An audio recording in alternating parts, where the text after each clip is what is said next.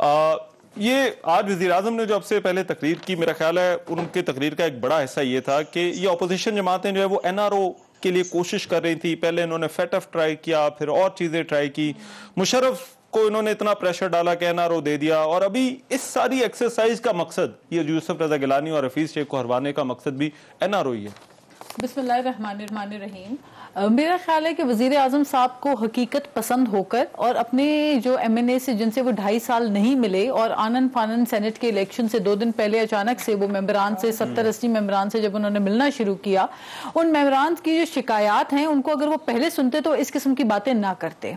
अच्छा। क्योंकि रियलिटी जो है, जो ग्राउंड की हकीकत है वो ये है कि हफीज शेख साहब जो है वो ना तो पार्लियामेंट्री बिजनेस में किसी चीज में शामिल, दूसरी बात ये कि ना तो वो अवामी एक शख्स में शुमार किया जाता है, उनका नहीं किया जाता। और इनके अपने MNAs की शिकायत थी कि 2.5 साल से उनके दफ्तर तक उनको रसाई नहीं है फाइनेंस मिनिस्टर की, और उनका कहना है कि जी ना तो हफीज शेख का ताल्लुक PTI से है, ना वो अवामी इश्यूज को समझते हैं, और अवाम पे जो मलबा फाइनेंस मिनिस्टर होते हुए उन्होंने जो डाला है, इस हुकूमत ने डाला है, उसका दिफा करना अवाम में जाके नुमाइंदगान के लिए बहुत मुश्किल हो जाता है। और वो इनकी पॉलिसीज के मुखालिफत में खड़े होकर उन्होंने एहतजाजन हुकूमत की गलत पॉलिसीज के ऊपर उन्होंने ये अपना एहतजाज के तौर पर उन्होंने वोट इनको नहीं किया और इनके खिलाफ किया। क्योंकि बहरहाल जो MNAs हैं जो इलेक्ट होकर आते हैं वो अपने हल्के में जब जाते हैं वो अवाम को जवाबदेह हैं, और जब वो अवाम के पास जाते हैं अवाम उनसे पूछती है आपकी चीनी हमारी महंगी, गैस महंगा, बिजली महंगी, पेट्रोल महंगा, हर चीज की कीमतों में इजाफा हो रहा है और अवाम गुर्बत। आपका ये कहना है कि ये बेसिकली जो उनके अपने उम्मीदवार और हुकूमत का उम्मीदवार कमजोर था। लेकिन देखिए गवर्नमेंट का एक मौकफ है, आज तो खान साहब ने भी, पहले ये बात मिनिस्टर्स कर रहे थे, बट आज तो खान साहब ने भी कहा कि उनके अपने जो लोग हैं वो बिके हैं। बल्कि एक तो रेफरेंस ये भी आया कि उनकी जो खवातीन MNAs हैं उन्होंने बताया, और उनसे किसी ने जो वो राब्ता किया जो पहले शायद उनकी पार्टी के अंदर जो है वो रही थी, तो वो कहीं आप तो नहीं थी, या आप तो नहीं जानती जो राब्ते कर रही थी? Good joke. मेरा ख्याल है कि मैं वजीर आजम साहब से कहती हूँ कि आइंदा कभी उन्होंने नाम नहीं लिया। हाँ जी, तो बेहतर है कि वो नाम लेकर बताएं, वो नाम ले अगर कोई है, क्योंकि है तो ये प्रोपेगेंडिस्ट पार्टी, झूठ पे शुरू होती है और झूठ पे खत्म होती है। तो अगर कोई है तो वो उसका नाम ले और बाकायदा आके नाम लेकर विद प्रूफ्स और विद फैक्ट उनका नाम लेके बताएं कि वो कौन थी, या तो इनका झूठ जो कि यकीनन झूठ है वो खुल के एक्सपोज होगा और अवाम को पता चल जाएगा कि क्या है। और अगर के कोई है जो ये समझते हैं कि कोई है इस किस्म की, तो आए खुल के नाम ले, प्रूफ के साथ आए और खुल के डंके की चोट पे नाम लेकर उसका प्रूफ के साथ आके बताएंगे वो कौन खातून थी। 100 नहीं, 200 नहीं, 1000% मैं नहीं थी। अच्छा, चलें ठीक है। ना मैं इन करप्ट प्रैक्टिसेस पे बिलीव करती हूँ, ना हमारी पार्टी ने हमें इस किस्म की कोई इंस्ट्रक्शंस दी, ना हमारी पार्टी में इस किस्म की कोई बात हुई, ना हमारी पार्टी की लीडरशिप बिलावल भुट्टो जरदारी इस किस्म की चीज के ऊपर कभी भी मैं समझती हूँ ना यकीन करते हैं, और ना उन्होंने इस किस्म के गलत इंस्ट्रक्शंस अपनी पार्टी के अंदर कभी दिए हैं। तो जो ये शिकस्त है उसको तस्लीम कर लें। झूठे इल्जामात लगाने से पहले सोच लिया करें कि अगर आप झूठे इल्जामात लगाएंगे तो उनको आपको जस्टिफाई भी करना पड़ेगा, और प्रूफ के साथ पक्के पैरों पे आकर खुल के नाम नहीं लिया। मगर आपका ये कहना है कि अगर कोई ऐसी चीज है तो बिल्कुल 100% नाम लेकर बताएं। सर ये आज इलेक्शन कमीशन के हवाले से वजीर आजम ने को बहुत सारी बातें की। उन्होंने कहा कि इलेक्शन कमीशन की जिम्मेदारी थी, आप क्योंकि खुद भी कानूनदान है, इलेक्शन की जो सारी कार्रवाई है आपका उसमें एक्सपीरियंस भी जो है वो है, फैसला आने के बाद और सेनेट इलेक्शन तक वजीर आजम का ये मानना है कि इलेक्शन कमीशन कुछ इकदाम कर सकता था जिसकी वजह से ये इलेक्शन जो है वो शफाफ हो सकते थे। कुछ हो सकता था आपकी नजर में, पॉसिबल था इलेक्शन कमीशन ऑफ पाकिस्तान के लिए? अस्सलाम वालेकुम रहमान, शुक्रिया। बात ये है कि अगर फैसला आएगा, फैसला क्या ओपिनियन आई है बेसिकली, ये तो सुप्रीम कोर्ट ने एक राय दे दी थी रेफरेंस पे जो उन्होंने दे दी, और वो राय दी उन्होंने मंडे वाले दिन, ऐसे ही है जी। अच्छा, और अब ऐसी सूरत हाल वो फैसला आएगा और उसमें ये कह दिया जाएगा जो सेनेट इंतखाबात है, जो असल राय ली गई थी वो यस और नो में थी कि सेनेट इंतखाबात आईने पाकिस्तान के तहत होने या किसी और तरीके से।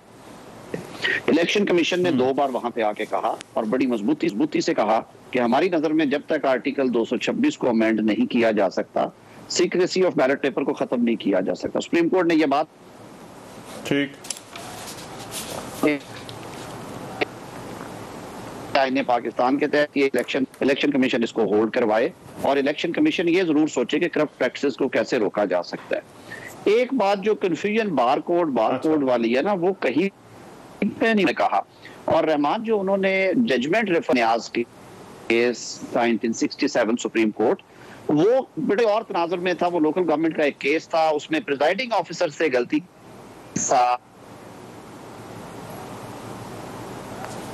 2, 3, 4 लिख दिए, ये मिक्स हो जाएंगे, जब वो बॉक्स में जाएंगे तो वो नंबर डाल दिए।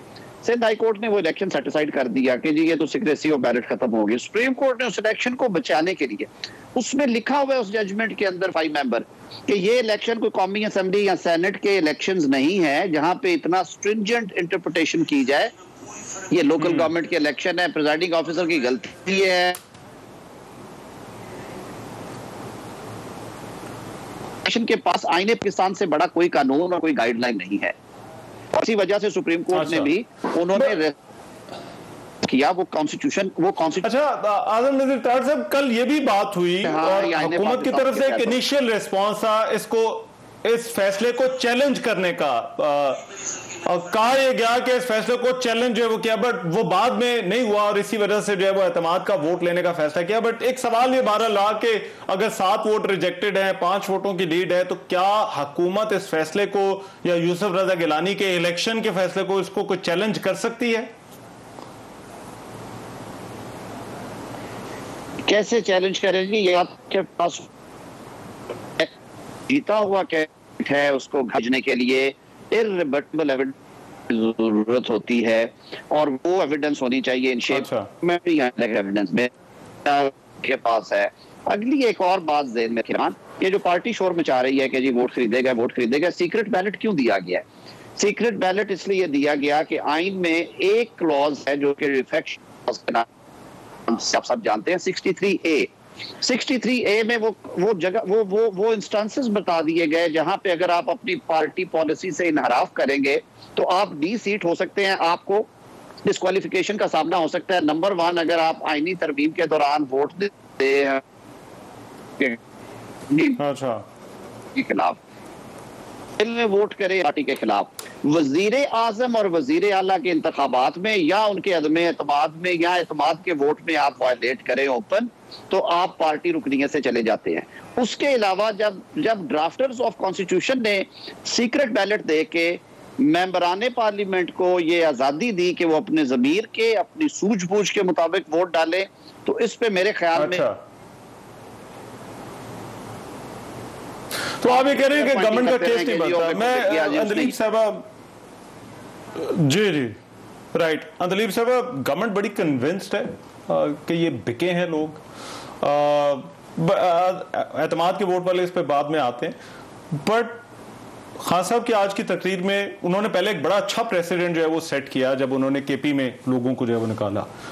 ये जो 15-16 लोग या जितने भी हैं लोग, इनके हवाले से पार्टी के अंदर क्या कोई बात हुई है कि क्या इनका क्या करना है जिन लोगों ने खान साहब को जो है वो वोट नहीं दिया? शुक्रिया रहमान। सबसे पहले तो ये केस जो है आप कानूनी भी और वो वैसे भी देख लें। यूसुफ रजा गिलानी का बेटा अली गिलानी, उसने ये अरबों रुपए की डील की। मैंने तो नहीं ये दिखाया, आपके चैनलों ने एक एक करके उसका एक एक डायलॉग दिखाया। अच्छा, इसमें कोई शक तो नहीं है? आधा घंटे बाद वो आया टीवी पे आकर कहता है मेरी वीडियो है। हाँ, मैं वोट का जिल्लत दो की तरीका बता रहा था। उनसे पूछा गया कि जी ये तो क्राइम है, कि नहीं, मैं उनको बता रहा था कि वोट तबाह कैसे करना है, उसको जाया कैसे करना है। उसके बाद उनके ऊपर 3 वीडियोस और आई, उसके बाद वो गायब हो गए। लेकिन वो तो इतराफ जुर्म कर चुके हैं। अच्छा। उनकी आवाज, उनकी शक्ल, उनके डायलॉग, उनके पैसे, उनकी निगोशिएशन और उनकी करप्शन के मुख्तलिफ तरीके। फॉर एग्जाम्पल, वो कहते हैं कि देखो, और ये आपने दिखाया हुआ आपके चैनल ने और सबने, कि जी आपको ये पैसे मिलेंगे अगर आप पकड़े गए और आपको सीट नहीं मिलेगी, तो आप फिक्र ना करें, एक तो हम आपको 10 करोड़ रुपया फंड्स देंगे और 5 करोड़ तो आपको पता है वैसे ही आप अपनी जेब में डालेंगे, 5 करोड़ आप लगा देना, और अगर ना हुआ तो ये, और ये सारा डायलॉग जो आज लेसन है, और ये बैठे हुए मेरे सारे साथी, ये पाकिस्तान की मुआशरे की जो मॉरल वैल्यूज है उस पे आज खान साहब ने तकरीर की है कि वो बंदा बैठा हुआ कह रहा है मैं अपनी बात से नहीं फिरूंगा, मैं बड़ा खानदानी बंदा हूं। ये उसके डायलॉग है, खानदानी बंदा हूं मैं इस बात से नहीं फिरूंगा।